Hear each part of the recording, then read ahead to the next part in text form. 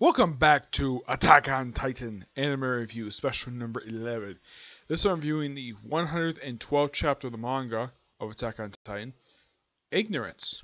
Picks up like not long after the events of the last chapter, when it was revealed that in the wine that was being served with this function is filled with Zeke's spinal fluid. He says, doesn't have proof, but yeah, apparently it was in there. So apparently he was dying. And Han just telling wondering what the heck is going. It's like I've never heard of this either. And Connie's like, this doesn't make any sense. He is freeze at the moment they drink Zeke's spinal fluid, right? Like a Rikiyo. That's what Zeke said. Yeah. And then we see like a flashback to apparently 10 years prior to present day, where Marley decided to attack a capital. The nation's capital with titans which are eating people.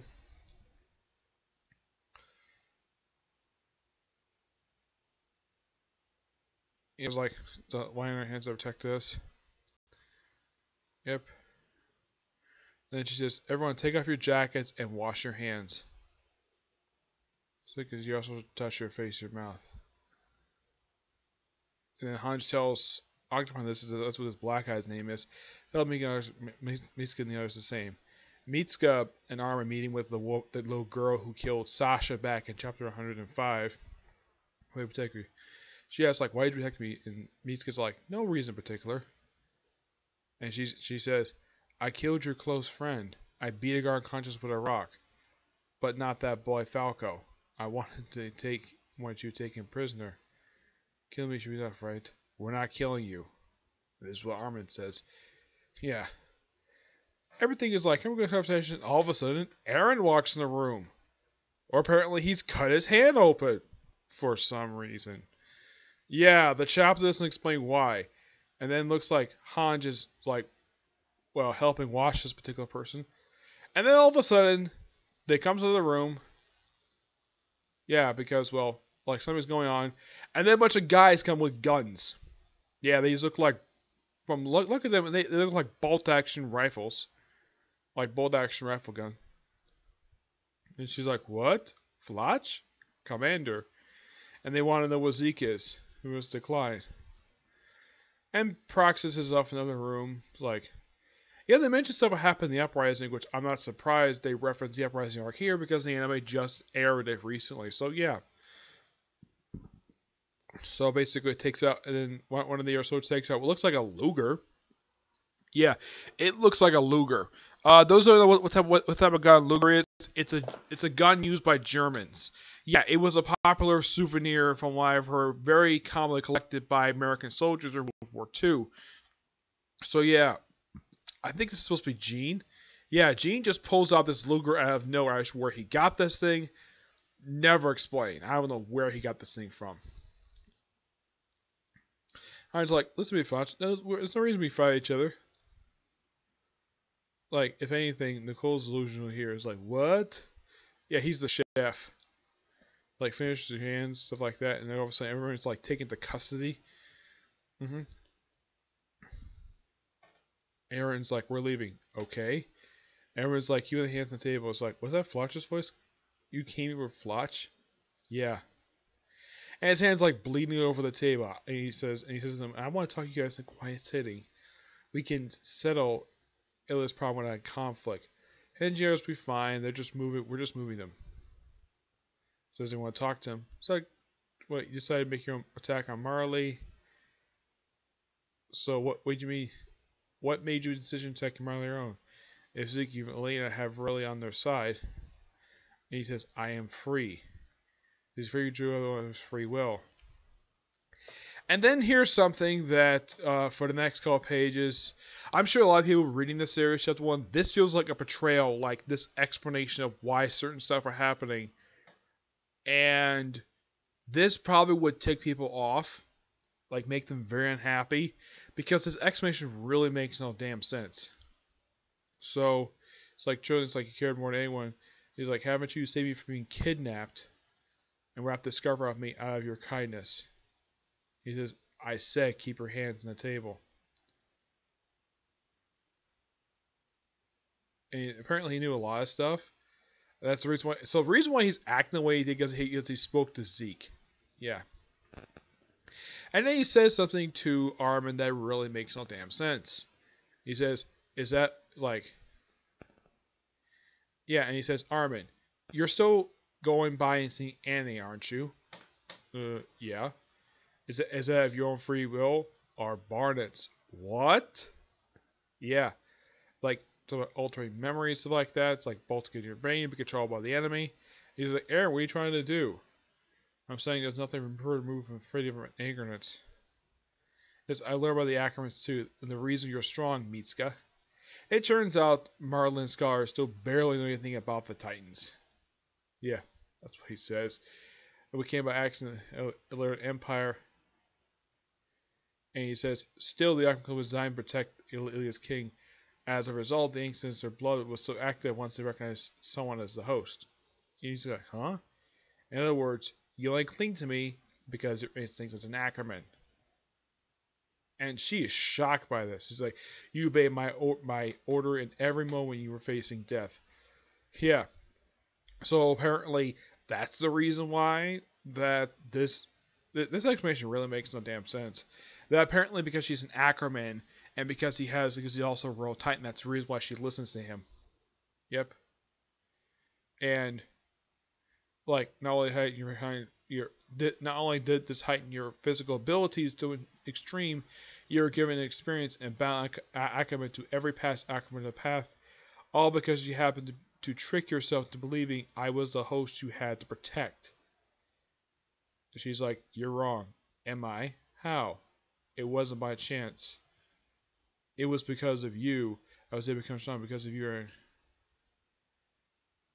He says, apparently once Ackerman awakens, he'll find himself with suffering from sudden headaches.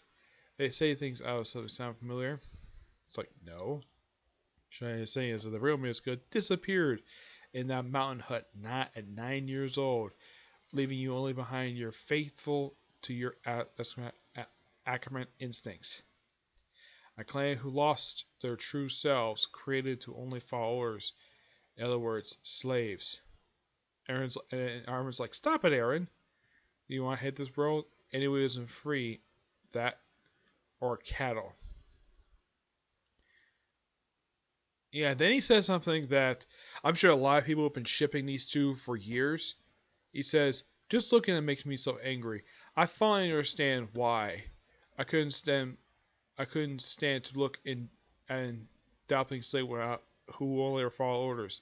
Ever since I was a kid, Mitsuka, I've always hated you. And then Armin gets ticked off and starts beating the crap out, jumps on the table, though he's stopped by Mitsuka. He says, see, all you ever done is according to your Ackerman blood that has told you. That's all you are. And then Armin decides to punch him, and it starts a real brawl with Armin.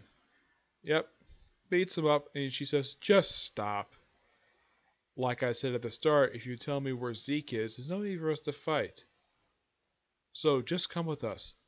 Take them away. Sir, the brats who killed Sasha, too. Huh? What is he ever wanted to say? Is that freedom was what you wanted? The freedom to hurt Mitsuka? Tell me, who's the real slave to a piece of S? And Aaron's like, who are you calling a slave? Let's go. Where? To where all started. The Shuhan district. Yeah. And then we see Zeke just drinking coffee. Yeah, he's drinking coffee. And we see Levi just talking to some of his subordinates and talk about stuff we're having with Aaron throughout the course of the series. And with Historia. And then we cut back to Zeke where he is reading a book. I'm not kidding. It's like first we see Zeke, he's drinking coffee, and then next time we see him, he's reading a book. It's really bizarre. And he's talking about stories prepared to feed the Titan. She gives birth in a few months. Like Zeke, he doesn't want Zeke to take things longer. And he talks about his books, as I've read several times, and he says, "Enjoy keep reading." He says, "You're the boss." And Levi says, "No matter what Praxis reply says, he's getting my blade." And we had looked like a brief flashback with Erwin. And then there's a scream. Yeah, Zeke screams at something like, all of a sudden these various members of Levi's group are just randomly exploding for some reason. It's like their eyes and their mouth being blown up. Like, what? What in the world? Yeah, and the reason why they're all doing this is because they're all being turned into Titans. Why? No idea why. And that's how the chapter ends, with people turning into Titans. Such an odd chapter. Now, like I said, I'm sure people who actually read this chapter would not be very happy with what's going on, what Eren is saying. What Eren is saying, like him saying he hates Mitsuka, and the fact that, and the whole thing with apparently Barnett's been controlling Armin. That makes no sense. Barnett is dead. Armin ate him when he was in his Titan form, like back in the previous arc. And you're saying he's controlling him just because he visits Annie? He's done that since before he became a Colossal Titan. This honestly makes no damn sense at all for him to say. It's like the stuff that Eren says really makes no damn sense at all. Like, when in the world did he have this conversation with Zeke? Did it happen during a time skip? It's never explicitly revealed. And by the way, the whole thing with the wine being tainted with Zeke's spinal fluid, it's like that plot point you just dropped in this chapter for some reason. I mean, it's a good progression in this arc. It just feels like, though, that Eren is, with this chapter, the most hated character because of all the bullcrap he's saying. That apparently that Mitsuka's been out. The reason why Mitsuka's been listening to him is because of accurate instincts. How? That honestly makes no damn sense. I mean, Mitsuka's been, like, some of the stuff related to her has been mystery since the start of the series. Like, for example, the Amazon strength that she has. Are you saying that's because of the Ackerman stuff? And the fact they were created to protect the king? Yeah, some of the stuff he says really makes no damn sense. But I think the one thing that kind of bothers me, but I'm sure a lot of people will probably despise this about Eren, is the fact he says he hates Mitsuka, a woman he lived with for a whole year in his own house before the Colossal Titan attacked. Yeah, and a woman who's cared about him for years. For the past 10 years, this woman has cared about him. And then he says he's always hated her? Where did this come from? Yeah. It's a good chapter, but it just feels like, though, that with this chapter, it's progressing, but it's kind of like, it's progressing in the wrong direction, like turning Eren into the villain. That, I'm not sure why in the world that the writer is doing this. Why is he making the villain for? He's the main character. Why in the world would you make the character villainous? This makes no sense at all. And by the way, I call the stuff he's saying, a lot of the stuff being utter bullcrap. Saying that Barnett's controlling Armin? Yeah. Makes no sense at all. But I'm going to give the chapter roughly an 8.5 out of 10. It's just a bit disappointed with this chapter. Just feel as though, like, also, when in the world did Eren's men get their hands on military uniforms? Yeah, because when the last scene, about 2 or 3 chapters back, they look like they're wearing regular clothes, and now they're wearing military uniforms. Is Eren trying to overthrow the government? Yeah, I'm not sure where in the world this thing is going. I'm interested, but I have no idea where it's going. Okay? So, that's it for this particular review. Stay tuned tomorrow for my reviews of Dragon Ball Super, One Piece, and Boruto, and hopefully review the final release light novel, the Volume 25 of High School DxD. Okay? But see you in the next review. Bye.